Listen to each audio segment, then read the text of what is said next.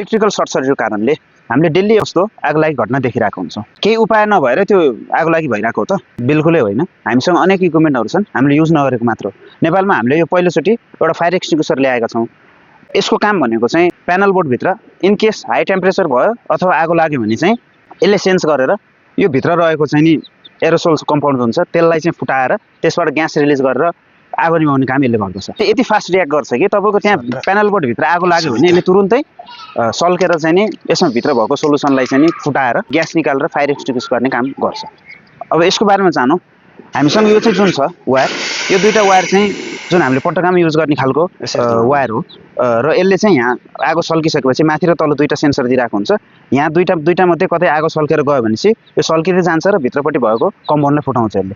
त्यो फुटाएको कम्पाउन्डलाई यहाँ माथि र तल स्प्रे नोजल भनेर दिइरहेको छ। यो नोजलबाट चाहिँ दुईतिरबाट ग्यास रिलिज गर्ने काम गर्छ। हाई प्रेसरमा ग्यास रिलिज भएको हुनाले हाम्रो प्यानल बोर्डभित्र लागेको आगो चाहिँ एकैचोटिमा निभिहाल्छ र यो चाहिँ 10 इयर्सको लाइफ स्प्यान हुन्छ। इनकेस आगो लागेको छैन भने 10 इयर्ससम्म यसले काम गर्छ। एकचोटि यसले काम गरिसकेपछि यो युज एन्ड थ्रो हो। यो चाहिँ नर्मल हाम्रो एउटा एसपीएमसीबीको साइजको हुन्छ। हाम्रो डिनरेलमा पनि अटाउँछ भने यतापट्टि हाम्रो डबल टेप हुन्छ र डबल टेप खोलेर कतै टाँस्न पनि सकिन्छ। आउनुहोस् यसमा के हुन्छ र कसरी काम गर्छ भनेर खोलेर हेरौँ यसलाई।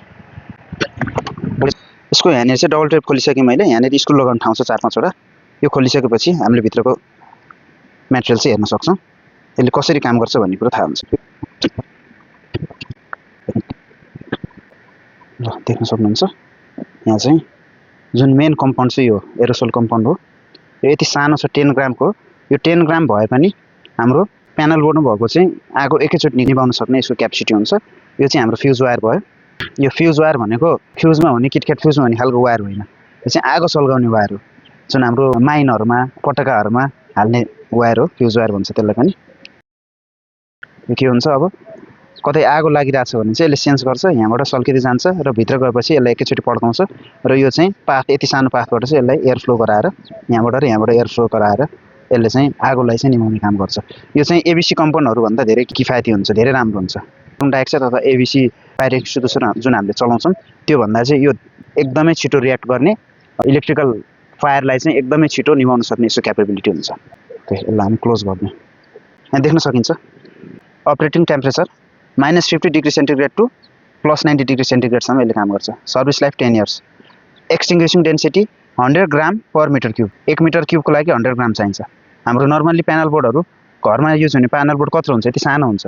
एउटाले यो केही नभए पनि 6 ATPN 8 ATPNसम्मकोले मजाले काम गर्छ। तर तल सल्केको आगो चाहिँ माथिसम्म नटिप्ने हुनाले फास्ट रियाक्टको लागि चाहिँ हामीले सकभर एउटा डिनरेलमा चाहिँ एउटा राखेको राम्रो।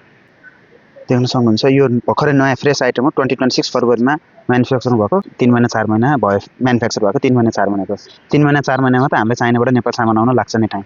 एकदमै फ्रेस प्रोडक्ट, एकदमै डिमान्डमा आउनेवाला छ, एकदमै काम लाग्ने युजफुल प्रोडक्ट हुनेवाला छ यो चाहिँ है त। हामीले यसलाई अब डिबी बक्समा राखेर चेक गर्न जाँदैछौँ।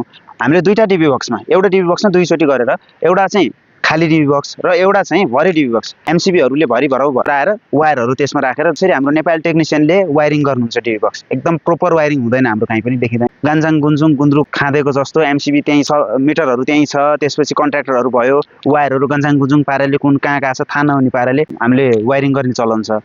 त्यस्तै एउटा चाहिँ डिबी बक्समा चाहिँ हामीले यसलाई राखेर त्यहाँ हामीले आगो बालेर चाहिँ चेक गर्न जाँदैछौँ। भिडियो मिस नगर्नु होला। यसलाई कहाँ युज गर्न सकिन्छ? घरमा जति पनि एमसिबी बक्सहरू छ घरमा भयो, हस्टेलहरूमा प्यानल बोर्डहरूमा, फ्याक्ट्रीहरूको प्यानल बोर्डहरूमा, सोलरको प्यानलहरू राख्नु छ भने त्यसको चाहिँ ब्याट्री कम्पार्टमेन्टमा भयो।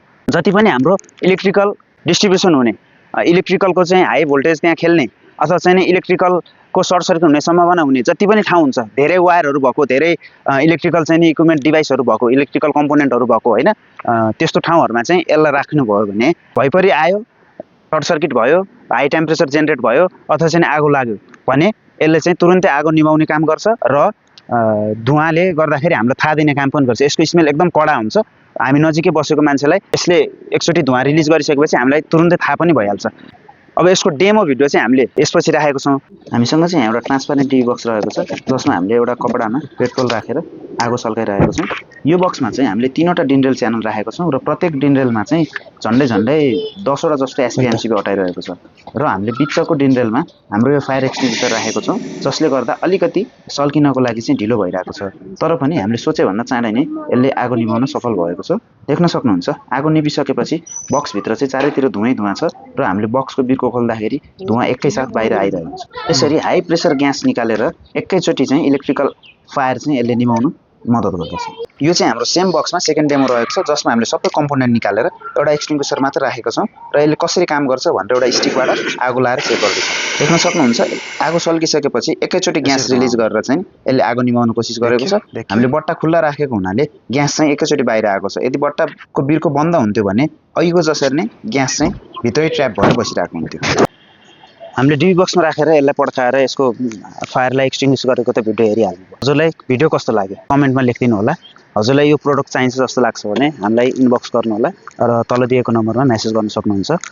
लिमिटेड प्रोडक्ट छ, लिमिटेड स्टकमा छ, तुरुन्तै अर्डर गरिहाल्नु होला। हरेक घरमा एउटा चाहिँ यो चाहिने नै अवस्था देखेर हामीले सिकाएका हौँ र यो फेक प्रोडक्टहरू पनि आउन सक्छ जो पाए त्यहीको विश्वास नगर्नु होला। हामी चाहिँ यही फिल्डको भएको हुनाले हामीले यो प्रब्लम फेस गरिरहेको हुनाले चाहिँ सोलुसन हामीले आफ्नै साइडको लागि सोलुसन खोज्ने क्रममा चाहिँ आएका हौँ र नेपालमा यो चाहिँ खासै छैन। हामीले ल्याउँदाखेरि हामीले पहिलोचोटि नै ल्याएको हुन त हामीले ल्याएको 1-1.5 महिना भयो। हामीले साइटहरूमा टेस्ट गरेर हेरि पनि सक्यौँ, धेरै साइटहरूमा राखि पनि सक्यौँ र साइटमा चाहिँ राम्रो चित्त बुझ्दो रेस्पोन्स आइसकेपछि चाहिँ हामीले अहिले फाइनली यहाँहरूमाझ अनलाइनमा हामीले लिएर आएका छौँ।